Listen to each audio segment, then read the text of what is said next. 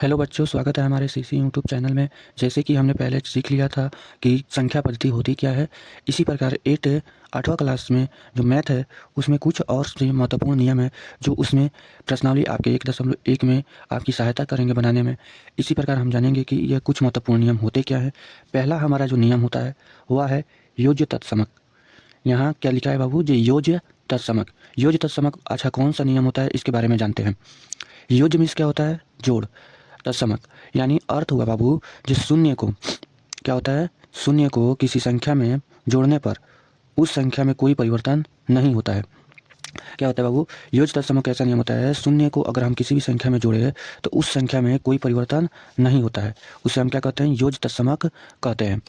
जैसे मान लीजिए एक कोई संख्या है, मैंने एक जगह पर कोई भी संख्या हो, जैसे 1 2 3 4 20 25 कोई भी संख्या हो, अगर उसमें जीरो जोड़ेंगे तो उस संख्या में कोई परिवर्तन नहीं होगी।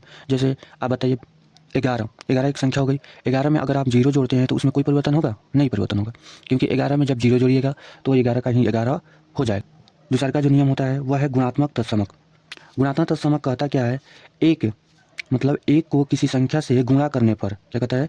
एक को किसी संख्या से गुणा करने पर उस संख्या में कोई परिवर्तन नहीं होता है। जैसे बाबू आप जाने योज्य में जोड़ा जाता है क्या? जीरो। लेकिन गुणात्मक तत्समक में क्या गुणा किया जाता है? एक। गुणात्मक का अर्थ ही होता है क्या? गुणा। यानी एक को किसी भी संख्या में अगर हम गुणा करेंगे तो उस संख्या में कोई परिवर्तन नहीं होगा। उस संख्या में क्या होगा? कोई परिवर्तन नहीं होता है। उसे गुणात्मक तत्समक कहते हैं। जैसे जैसे मान लीजिए उसी प्रकार एक कोई संख्या होगी और इस संख्या की जगह पर हम कोई भी मान रख सकते हैं, और जब हम रखेंगे उससे गुना करेंगे तो हमारा मान परिवर्तन नहीं होगा, वही मान का हमारा वही मान प्राप्त होगा। जैसे 5 यानी 5, 5 गुने 1 बराबर क्या होगा? 5। क्योंकि 5 का पहाड़ा क्या कर रहे हैं? एक बार पढ़ रहे हैं, तो 5 का 5 एकम क्या होता है? 5 होता है। तो इसलिए हमारा क्या होगा? 5 आंसर होगा। तीसरा का नियम में क्या कह रहा है? समवरक नियम। देखिए समवरक जो नियम होते हैं वो क्या होते हैं? जोड़ और गुणा पर चलते हैं। समवरक नियम के दो नियम होते हैं, मतलब एक जोड़ वाला और एक गुणा वाला। तो पहला क्या कहता है? जोड़ वाला कहता है दो धनात्मक पूर्णांकों का योग सदैव एक धनात्मक पूर्णांक होती है। सदैव एक क्या होती है? धनात्मक पूर्णांक होती है। मतलब इसका अर्थ क्या होगा बाबू? दो धनात्मक पूर्णांकों का योग, मतलब कोई भी धन पूर्णांक ले लो, यानी प्लस वाला कोई भी मान ले लो, उनका योग अगर करेंगे, योग का अर्थ क्या होता है? उनको अगर जोड़ेंगे तो क्या होता है? सदैव हमारी एक धनात्मक पूर्णांक ही प्राप्त होगी। माने धनात्मक पूर्णांक का अर्थ होता है जब प्लस वाला मान ही हमें क्या होगा?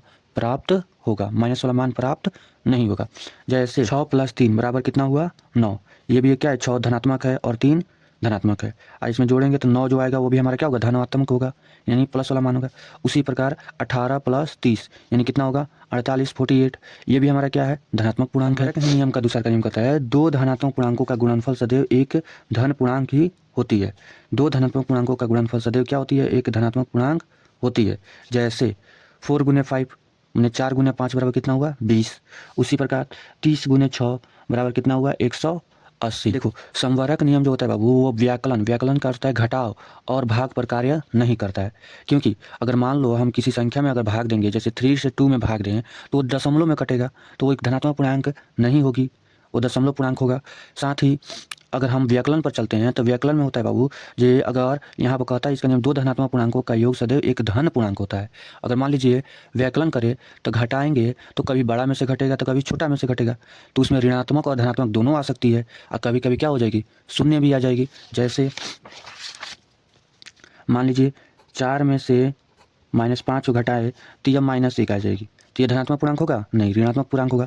इसी को जस्ट उल्टा कर दें, 5 में से 4 को घटाए तो यह 1 होगा, जो इससे अलग है, प्लस वाला मान है, धनात्मक पूर्णांक है। तो यह हमारा क्या होगा? धनात्मक और ऋणात्मक दोनों आ रहा है, तो किसी एक नियम पर ही कार्य करना चाहिए मैथ को, तो इसलिए यह कार्य नहीं कर पाता है, इसको हम समवरक नियम में नहीं रखते हैं। अगर मान लीजिए 5 में से 5 को घटा दे तो ये 0 आ जाएगी, यानी यह सब किस में आ रहा है? पूर्णांक संख्या में आ रहा है, तो इसलिए समवरक नियम को नहीं लिया जाता है व्याकरण में। विनियम नियम, क्रम विनिमय नियम कहता है क्या है? जे कहता है पहला, जे दो धन पूर्णांकों का योग उनके क्रम बदलने पर भी उनके योग में कोई परिवर्तन नहीं होता है। अर्थात बाबू जाने, जो दो धन पूर्णांक, कोई भी अगर मान लो धन पूर्णांक ले, लेकिन उनके क्रम को क्या कर दे? बदल दे। क्रम का अर्थ हो गया उनके स्थान को क्या करे? बदल दे। उनके स्थान को जैसे बदलेंगे तो उनके योग में कोई परिवर्तन नहीं होगा। जैसे 9 + 4 यानी 9 + 4 बराबर कितना होगा 13। इनके अगर स्थान बदल दे, मैंने 9 की जगह पर 4 को रख दे और 4 की जगह पर 9 को रख दे, तो इनके स्थान बदलने पर भी कोई परिवर्तन इनके योग में नहीं होगा। जैसे 4 + 9 बराबर 13, इसमें कोई परिवर्तन हो रहा है? नहीं हो रहा है। तो इसको क्या कहते हैं हम लोग? क्रमविन्याय नियम कहते हैं। क्रमविन्याय नियम जो है वो कहता है दो धन पूर्णांकों का गुणनफल उनके क्रम बदलने पर भी नहीं बदलते हैं। अर्थात कोई भी दो धन पूर्णांक हो, अगर उनके क्रम को बदला जाएगा, क्रम का अर्थ है उनके स्थान को बदला जाएगा, तो उनके जो आंसर होंगे उनमें कोई परिवर्तन नहीं होगा। जैसे 5 × 4 बराबर 20, उसी प्रकार 4 × 5 बराबर क्या होगा 20, कोई परिवर्तन हुआ नहीं। 4 का टेबल 5 बार पढ़िए, मैंने 4 का पहाड़ा 5 बार पढ़िए, चाहे 5 का पहाड़ा 4 बार पढ़िए, वो कितना आएगा 20 ही आ जाएगा। क्रमविन्याय नियम व्याकलन और भाग यानी डिवीजन पर कार्य नहीं करता है, क्योंकि अगर उनके स्थान बदले जाएंगे तो एक माइनस में आ जाएगा और एक दशमलव में आ जाएगा भाग में, जिससे क्या होगा यह कार्य नहीं कर पाएगा।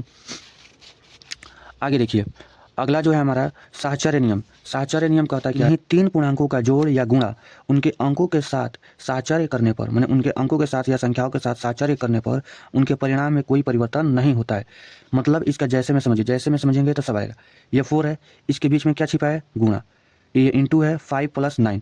अब देखिए कह रहा है इसको इनके अंकों के साथ साहचर्य करना, मैंने 4 को एक बार 5 के साथ बांट देंगे और 4 को एक बार 9 के साथ, मैंने 4 को एक बार 5 के साथ बांट देंगे और 4 को एक बार 9 के साथ बांट देंगे, तो इसमें कोई परिवर्तन नहीं होगा। जैसे में 4 का 4 9 5 14 और 14 में 4 से गुना करेंगे तो 56 आ जाएगा, कोई परिवर्तन नहीं होगा। अब देखिए ध्यान से देखिए, इसमें 4 × 5, एक बार 4 को 5 के साथ बांट दिए तो 5 चौके 20, प्लस है तो प्लस, 4 के साथ एक बार 9 को बांट दिए तो 9 चौका 36 और 36 20 जोड़ेंगे तो कितना होगा 56, इसमें कोई परिवर्तन हुआ नहीं हुआ। इसी प्रकार एक और उदाहरण देख लेते हैं हम। जैसे 5 को 9 + 6 के साथ बांटेंगे, 5 × 9 + 5 × 6, इसको आगे क्या करते हैं कोष्ठ वाला का काम करते हैं, तो कितना होता है 9 × 6 = 15, 9 × 5 = 45 प्लस 6 × 5 = 30, 15 × 5 कितना हुआ 75, इसको जब जोड़ेंगे तो कितना करें होगा 75, यानी इसमें कोई परिवर्तन नहीं हो रहा है। तो यह क्या होगा हमारा संवरक नियम होगा। यदि आप हमारे वीडियो पर नए हैं तो हमारे वीडियो को लाइक सब्सक्राइब और कमेंट करना ना भूलें। फिर मिलते हैं एक नेक्स्ट वीडियो के साथ। आप लोग अपना तैयारी अच्छी से कीजिएगा, जिससे आपको आगे सीखने में कोई परेशानी ना हो।